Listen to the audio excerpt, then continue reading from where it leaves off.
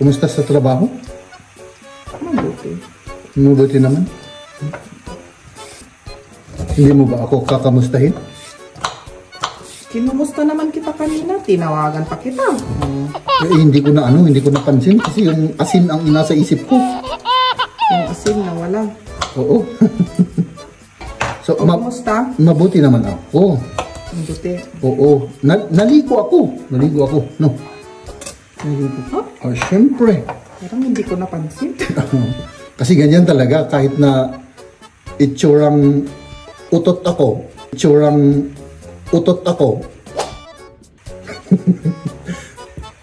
Siyempre yung amoy natin ay fresh. Diba? So, walang diferensya kasi pagka nakaligo ako at hindi ako nakaligo mga kaibigan. So, Bilisan mo. Takbo, kain tayo. Basta kayang tumayo at gumalaw, gagalaw tayo. Alisin mo na yung karni. Kasi kung ipapakulo mo pa yung karni, maano na yan. Okay lang? Ano? Padis mo siya, no? Kailangan maluto muna ito, di ba? Kung overcook na yung karni. Paste. Parang paste. Nahihirapan ka. Oh. Ano? Parang nahihirapan ka lang. Ang laki mo kasi palagi mo sinasabi na, mag-ganon. Siyempre, out of frame tayo kasi. Siyempre, nahihirapan ako kasi wala na akong pagkalawan. Iniipit mo ako. Sabi niya sa akin, oh. Ilang beses ka na ganyan? Once in 5 years. Tapos ipaalis mo. Tapos kung ano-ano lang mangyari sa ano mo dyan. Sa bagay. Gusto ko sanang sabihin na, yung itlog, pwede makipatanggal. Huwag mo ipatanggal. Lahat nga ng ano natin, organ, may function yan. Kaya nga, joke-joke lang naman yun. So, ayaw mo naman akong mag-isip, talagang puros kalokohan lang naman ang nasa utak ko.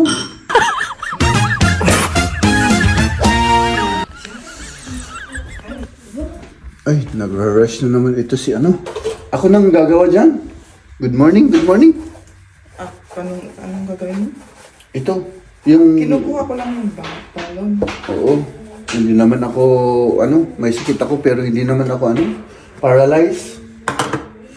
Pwede naman akong gumalaw. Okay na. So, yun lang. Kinukuha ko lang naman yung Okay, ako nang gagawin. Yung baon kasi kailangan ko yung baon. Nagre-rush na naman kasi yung... Magandang umaga. Ayan. Huwag na natin disturbuin. Ako naman gagawa ko ng Gusto mo rin ng kape? Oo, gusto ko. Dali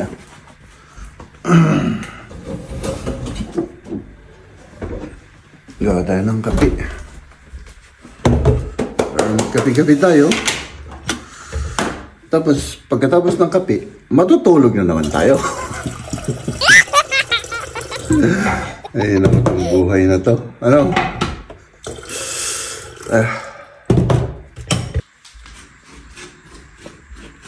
Ayan. Maraming salamat. Enjoy your breakfast. Oo, talaga ini-enjoy ko yung kasi gutom ako Oo. Yan ang pinakahihintay niyang meal. Kasi hindi kumakain ng to. Kaya pumapayat ng gabi. Pisina kon. Oh. So, sige lang. Kain ka. At syempre ako naman mga kaibigan. Kape lang ako. Kape lang.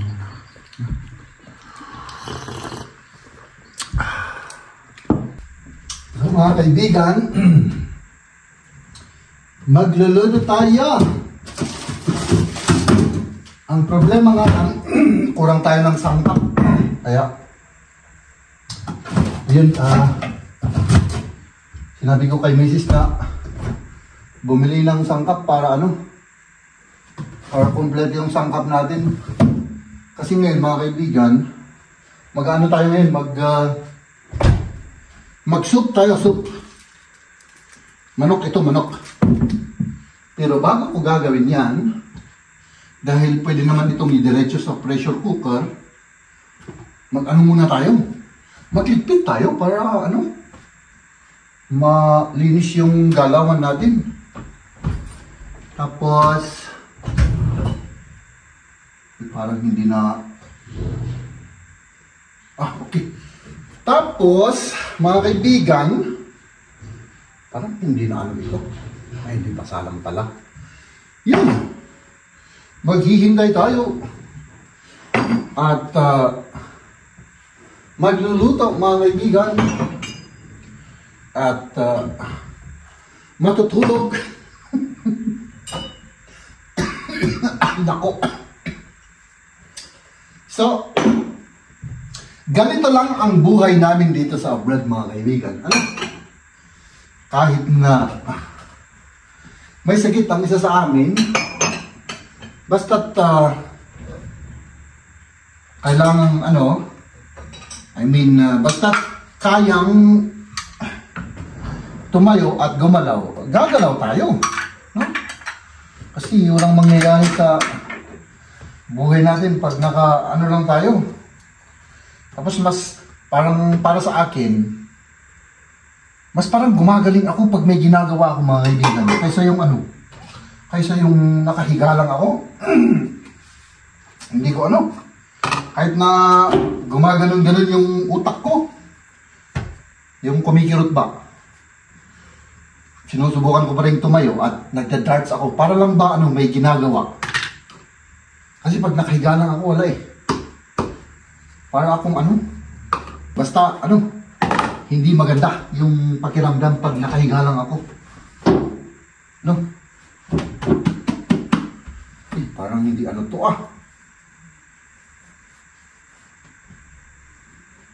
Tubig lang pala yun. Kasi minsan, pagka masyadong madumi itong dishwashing, hindi niya nalilinis na maayos. So, chine-check natin para talagang malinis. Ayan, ligpit ko lang to, mga kaibigan. Ayan, dahil syempre bakante na yung ating dishwashing machine, isusunod na naman natin ito para pag puno na yan ay syempre siya huhugasan yung nasa loob, di ba? Tapos isara natin, di ba? Di mas maganda, di ba? Pag walang nakakalat, di makakapagluto tayo ng maayos. So, yan. Magsahin muna tayo ng rice, mga kaibigan, kasi wala na kaming rice na luto. Yan. So, rice, tapos i-on muna natin to. Tapos ito naman, idiretso na natin dito sa pressure cooker.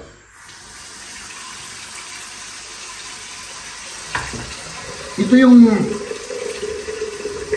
tinatawag na soup and hood.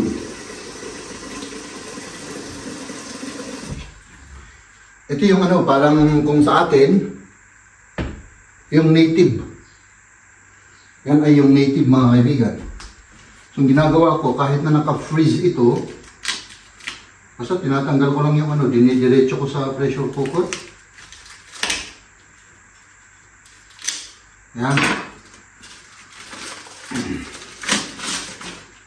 Diba? Medyo hinugasan natin ng kaunti.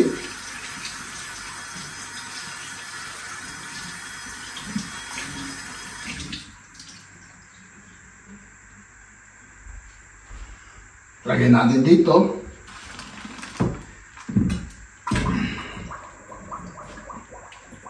Yun lang. Tapos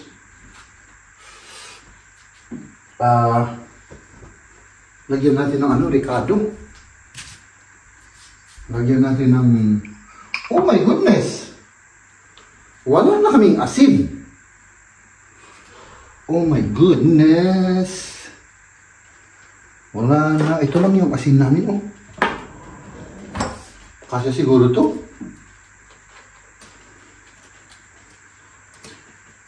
Tawagan ko si Mrs. at bumili siya ng asin.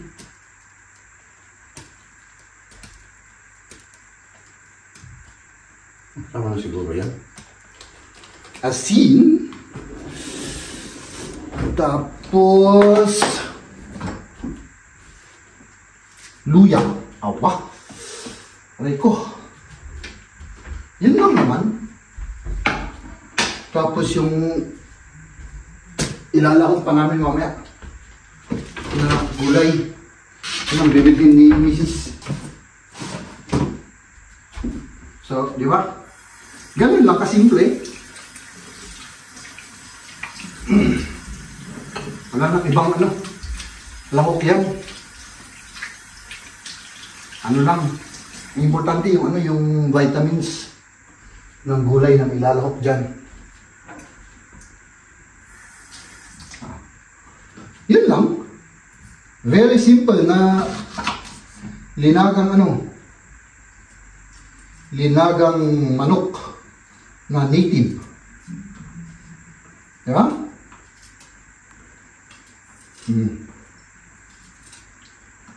Tapos syempre yung luya natin.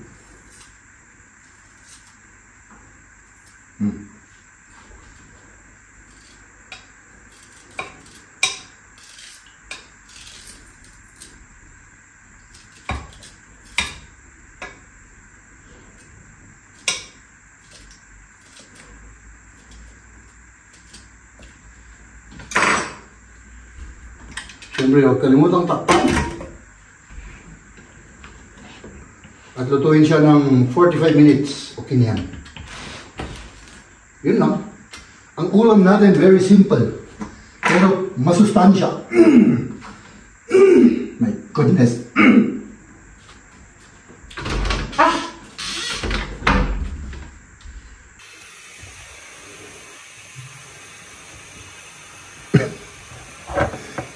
Sige, mag-ano tayo ng gulay para... Kararating ko lang. Oo. Slice na tayo kasi binili ko ito kanina. Yung panglahok natin. Oo.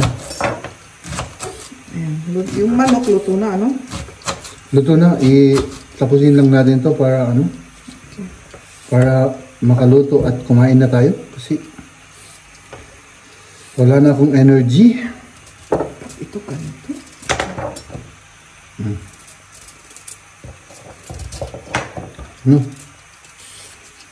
Wala ka ng energy. Oo. Kumusta sa trabaho? Mabuti. Mabuti naman. Sa trabaho namin walang naman. Walang problema, Walang problema. Walang stress? Meron pero... Minsan. Meron na rin. Pero, okay lang. Hindi mo ba ako kakamustahin? Kinumusta naman kita kanina. Tinawagan pa kita. Hindi ko napansin kasi yung asin ang inasa isip ko. Yung asin na wala. Oo. So, kumusta? Mabuti naman ako. Mabuti. Oo. Naligo ako. No. Naligo. Huh? Siyempre. Parang hindi ko napansin. Kasi ganyan talaga kahit na itsurang utot ako. Siyempre yung amoy natin ay fresh. Diba? So, walang diferensya kasi pagka nakaligo ako at hindi ako nakaligo mga kaibigan. So, yan. Tapusin natin to at kumain na tayo. Sige. Ay, apa. Ayan, tapos na. Diba? Basura lang. Natin I-ano ko lang yan para... Ayan, tapos na yan. Ito yung basura mo. Ay, ako na. Ikaw na. Kasi hawak mo na eh. Oo. Ito na lang sa akin.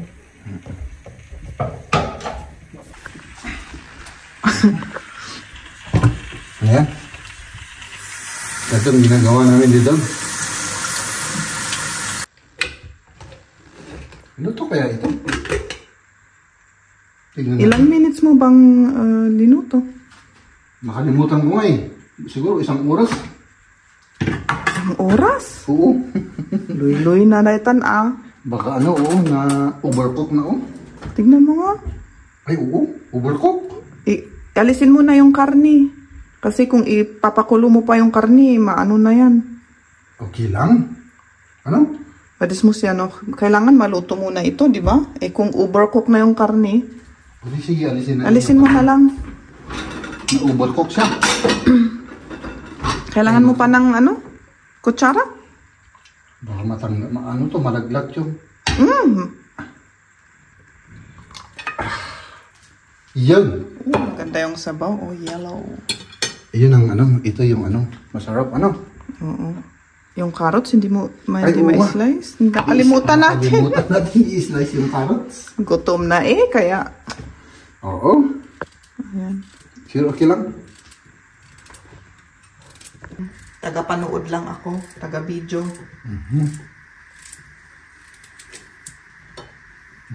O, nandito pa yung mailo natin. Kailangan buksan na natin mamaya. 2 linggo siguro. Hindi 2 linggo. Isa siguro. Isang linggo? Oo, kasi baka masira. Sayang naman, di ba? Oh, Ma'am Len. Bubuksan namin yan. Oo. Yung comment ni Ma'am Len Cruz. Memorize ko na yung pangalan nila, Buti kung hindi makalimutan mamayang buksan. Hindi. Pag nakalimutan natin, bukas bubuksan. Baka bukas, oo. Pag nakalimutan natin bukas, di isang araw. Ay, nako. Kala, bilisan mo na, bilisan mo. Takbo. Takbo, kain tayo. Mauna ka. Mauna ako. Akin yan. Hindi naman ako papayag na hindi ako gentleman. Tama mo na. Tama na yan. Salamat. Siyempre, always ladies first. So, ang namin ngayon, ang ulam. Oo. Ginawa ni Jeff. Kahit may sakit, nagluto pa. Hindi, kayang-kaya naman. Ikaw naman. Kaya. Kahit naman ikaw may sakit, gumagalaw ka rin. Ganun. Oh. Di ba? Ganun naman talaga Kung mag-vegetable tayo. Oh, yung vegetable. Itong sabaw ang gusto ko. Gusto ko kung magluto ulit tayo ng ramen kasi napanood ko kahapon yung mga kumakain. Hindi nga ako kumain ng gabi, di ba? Hindi ka kumakain ng gabi. Oh. Nananood ako ng mga kumakain. Ang sasarap. Tapos, Grabe, yung mga inchik ba yun? O the Korean? Korean mostly Magaling nilang yung mga kinakain nila. Ewan ko ba? Maraming iba't ibang mga pagkain. Oo, tapos ginagamit yung chopstick nila, tapos isinasawsaw, tapos kinakain, tapos sabay sa, ewan ko ba? Tapos sabihin mo sa umaga na gutom na gutom ka. Yun ang pinapanood mo bago ka matulog. Siyempre, alangan naman. Di ba may mga ingredients pa tayo doon, di ba? Na ng ramen, yung nung last. Matagal na yun. Pero yung isang yun, parang sira naman yun. Yung rice cake. Oo, sira na. Ang alam ko sira na yun. Nakabukas kasi Sayang, hindi natin masyadong malaki yung yung pack na Oo. Hindi naman kasi natin alam kung ano yung mga lutuin natin na purikado, yung putahe. Gawa ulit tayo. Ng ramen. Tapos yung magbasa tayo ng comment ng mga salamat. Oo. Bago tayo Paano? May sinabi silang yung ilagdag sa sabaw.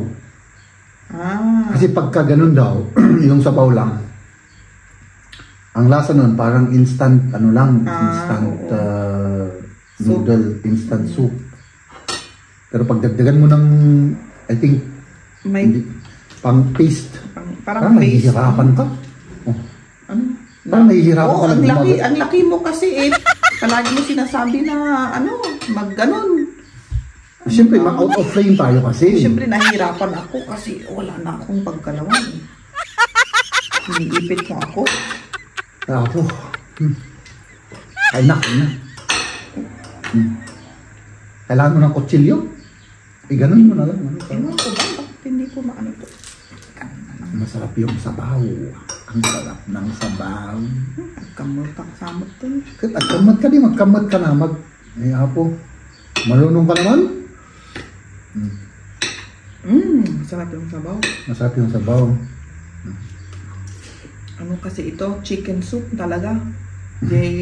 Kal, di ba? Tiawag? Native. Nitid. Oh my goodness. Masarap ano?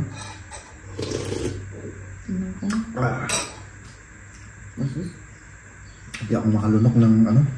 Masakit yung tonsil mo. Oo. Sinabi mo na may tonsil ka? Tonsil pala yun. Oo. Hindi ko, ang sinabi ko, mandolin sundong.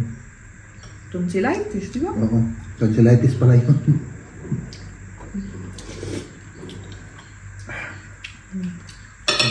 Pag walang painkiller, masakit. Ano kaya kung ipatanggal ko? Wag nga, sabi nila. Kasi may function rin yan, di ba?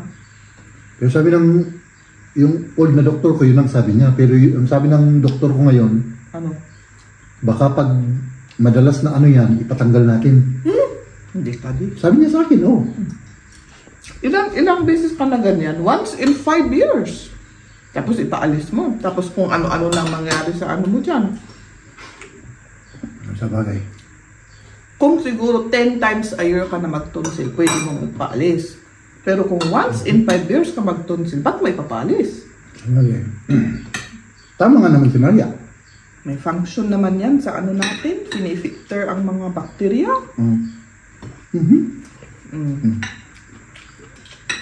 May train ako, sinabi niya, wag mong ipatanggal kasi.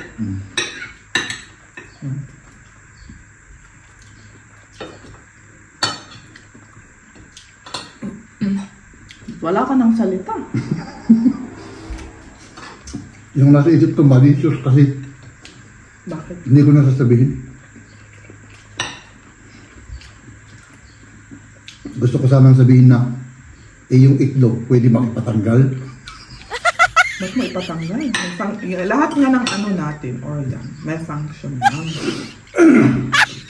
Kaya nga, joke-joke lang naman yun. So, Ayaw mo naman ako mag-isip, talagang puros kalokohan lang naman ang nasa utak ko.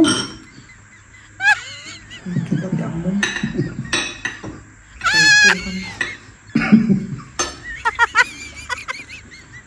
Maganda yun. Kasi kahit na malungkot ka, kahit na may sakit ka, at least, positive ka pa rin. O, di ba? Kasi yung nagbumukmuk ka dyan, hindi walang mangyayari. Di ba? Medyo maanghang yan. Masyado. Parang walang anghang naman. Kabila mo, ganun na. So, sharp. Parang walang lasa naman. Walang Sakit na sa maanghang. ano ko. Maanghang talaga. Para sa akin, okay.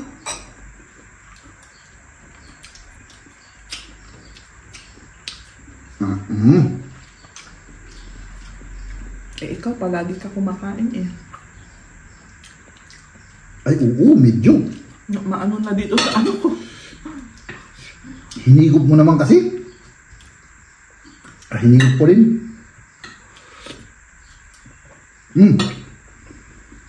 Na-overcook yung kalmi natin, ano? Medyo nakatulog tayo mga kaibigan ulit. Hindi na ako makakatulog dito. Ayan yung oras natin. Pinamisis matutulog na. Maaga pa sila bukas. At syempre ako naman ay hindi ko alam kung ano yung gagawin ko. My goodness. See you tomorrow mga kaibigan. Siguro. Ladies and gentlemen.